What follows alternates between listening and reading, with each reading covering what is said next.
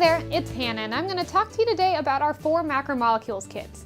These 4 kits create a comprehensive unit on macromolecules, from our carbohydrates, to our lipids, to our nucleotides, and finally our proteins kits.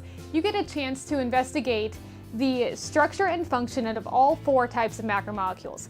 This is a really good chance to talk about polymer synthesis, and you can break it down into the individual units of polymers and then how they synthesize together to form these macromolecules. The carbohydrates kit is perfect to discuss the glucose monomer and how these simple sugars or monosaccharides come together to form a variety of different types of carbohydrates.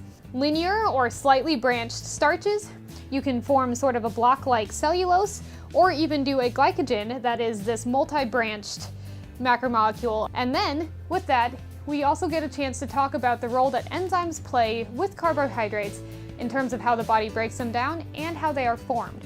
So included in this kit, we have different enzymes. So we have a debranching enzyme, which is for the way the body breaks down and removes the different pieces from the carbohydrates, as well as a branching enzyme, which can connect to the triangle piece on one of these and actually carry over to connect at a branching site.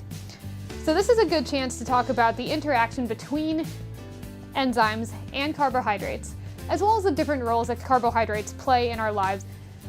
With the lipids kit, you get a chance to build either 1 longer or 2 smaller different lipids. Start by creating the head group. To do that, simply snap the ball joints onto each other. To create a phospholipid, add the PO3 positive group to the top of the third one. When snapping together the ball joints, it's good to have 1 finger on either side of the ball joint to help make sure that the piece doesn't break. Then you can go down and start forming your hydrocarbon chains. So with this, you get a chance to talk about both saturated and unsaturated fatty acids and what impact that has on how the body reacts to them. So with this one, each of the connection pieces of the hydrocarbon chains and these head group areas are identified with the different molecules that make it up. So for instance, on the hydrocarbon chains for the saturated fatty acids, we have a single carbon with 2 hydrogens, so the CH2 units, whereas if it's an unsaturated fatty acid, it only has a single hydrogen unit.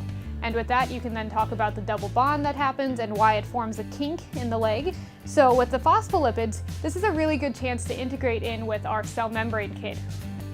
With our nucleotides kit, you get a chance to build both DNA and RNA and look at the molecular differences between the two. And a really good chance to talk about the assembly from single nucleotide into nucleic acid, and then the breakdown from nucleic acid back into individual nucleotides.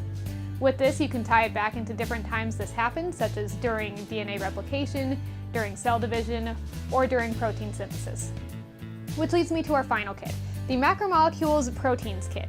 And this one is actually made up of a series of amino acid beads. These pair with a chenille stem and some regular E beads to form a foldable protein.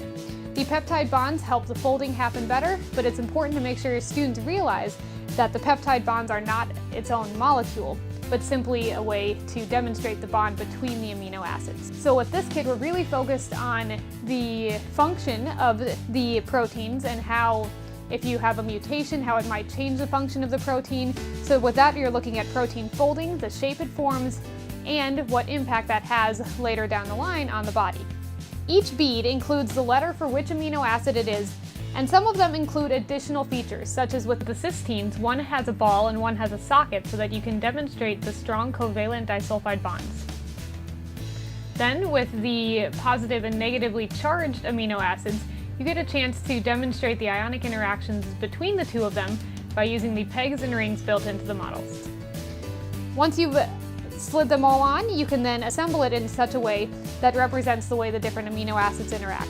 So for the ionic bonds, they'll come together. The proline will form a kink because it comes in one side and out the adjacent side instead of out of the opposite. And the cysteines will link up together. So that's a good reminder that if you are building an amino acid chain with multiple cysteines, to make sure you do 1 ball and 1 socket in even numbers, otherwise it won't link the way it's supposed to. So whichever one of these kits you're using, whether you're talking about carbohydrates, lipids, nucleotides, or proteins, We really hope you enjoy exploring the structure and function of these different polymers and getting a chance to explore polymer synthesis and looking at the molecular breakdown of each of these and how they're formed, as well as the impact they have on our lives. Thanks for listening and have a great day.